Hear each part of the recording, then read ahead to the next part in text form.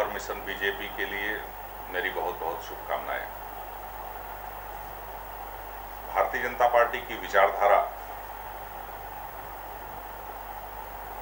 बहुत से लोगों के बीच तक पहुंची है और देश का एक बहुत बड़ा हिस्सा है युवाओं का और ऐसे लोगों का जो इलेक्ट्रॉनिक मीडिया या इसके अलावा इलेक्ट्रॉनिक का जो चैनल है और ये फेसबुक, सोशल मीडिया, इन सब चीज़ों को यूज़ करता है, लेकिन हमारी विचारधारा से वो कहीं न कहीं अलग दिखाई देता है।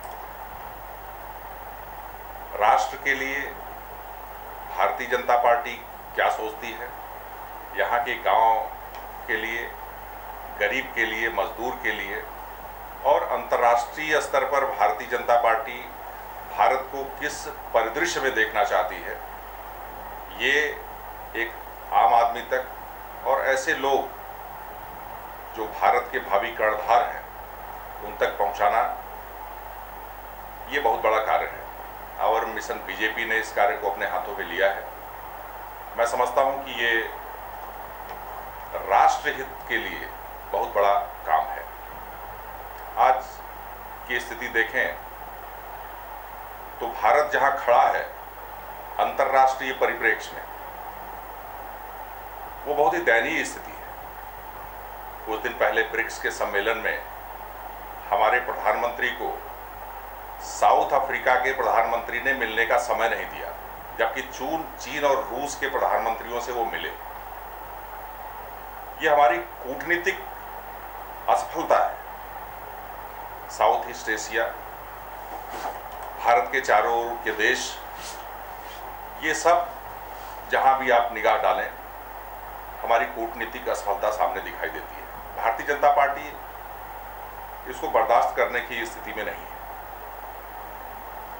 भारत जमीन का टुकड़ा नहीं है, भारत हमारी माँ है। इस देश को हम अपनी माँ के रूप में देखते हैं और यहाँ का एक एक व्यक्ति, यहाँ के पशु पक्षी, ये सब हमारे ध्यान में रहते हैं कि इनका जीवन कैसे चले, ये कैसे आर्थिक रूप से उन्नति हो, मनुष्य कैसे आर्थिक रूप से उन्नत हो, क्योंकि पर्यावरण के संतुलन के लिए भी आवश्यक है कि पशु पक्षी इनके साथ मित्रता का व्यवहार रखा जाए।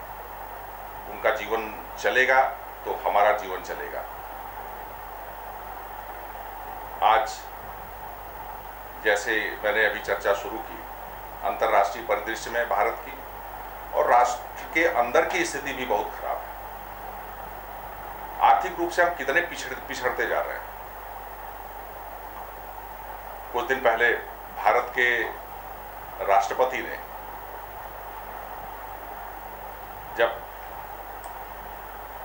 संसद का वर्तमान सत्र जो चल रहा है अभी, बजट सत्र, उसके राष्ट्रपति के अभिभाषण में ये चर्चा किया था कि इस देश के 1 लाख गांवों में बिजली पहुंचा दी गई है। इसका मतलब यह है कि 5 लाख गांव अंधेरे में हैं और 6 लाख गांवों में से 5 लाख गांव अगर अंधेरे में हैं तो हम किस विकास पर चल रहे हैं, कौन सा विकास हम कर रहे हैं।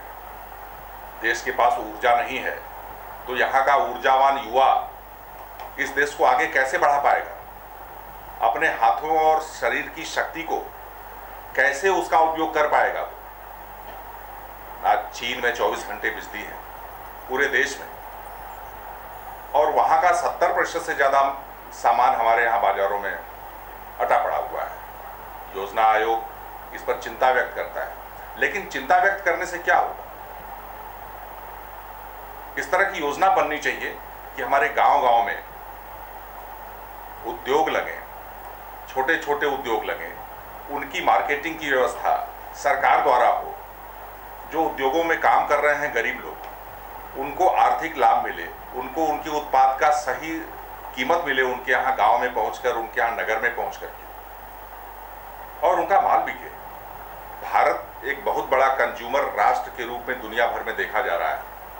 ये क्या उत्पादक राष्ट्र के रूप में परिवर्तित नहीं हो सकता है? हम अपना सामान दुनिया को नहीं बेच सकते हैं? दुनिया का सबसे बड़ा लोकतंत्र, एक बहुत बड़ी अर्थव्यवस्था ये हो सकता है, निश्चित रूप से होगा। भारतीय जनता पार्टी जब भी सत्ता में आएगी तो ऐसा ही करेगी। और इसमें दो राय नहीं। पूरे देश ने देखा है 6 वर्षों का अटल बिहारी वाजपेयी जी का कार्यकाल, पिछले 60 वर्षों में जो कुछ भारत में नहीं हो पाया वो 6 वर्षों के कार्यकाल के अंदर हुआ, और दुनिया ने लोहा माना भारत का, भारत की ताकत का, भारत की दृढ़ इच्छा शक्ति का, भारत की आर्थिक उन्नति की तरफ चलते हुए कदम का। लेकिन दुर्भाग्य की बात है दोबारा उनको अवसर नहीं मिला। अब फिर एक बार समय आ रहा है 2014 का लोकसभा का चुनाव, इसमें भारतीय जनता पार्टी निश्चित रूप से सरकार बनाएगी और भारतीय जनता पार्टी के नेतृत्व में यह राष्ट्र न केवल भारत की यहाँ की गांव की गरीबी, मजदूरों की आर्थिक विपन्नता और वनों का जीवन उन्नत करेगी, बल्कि दुनिया में अपना भारत का एक स्थान होगा आर्थिक उन्नति, आर्थिक शक्ति के रूप में, आर्थिक महाशक्ति के रूप में, कूटनीतिक महाशक्ति के रूप में, और भारत जो कहेगा वैसी दुनिया करेगी। ये अवधारणा भारतीय जनता पार्टी की है, उसी के लिए हम लोग प्रयत्नशील हैं। और मिशन बीजेपी ने इस काम को लिया है, हमारी विचारधारा को जन जन तक पहुंचाने का। मैं फिर एक बार शुभकामना देता हूं और मिशन को कि अपने उद्देश्य में सफल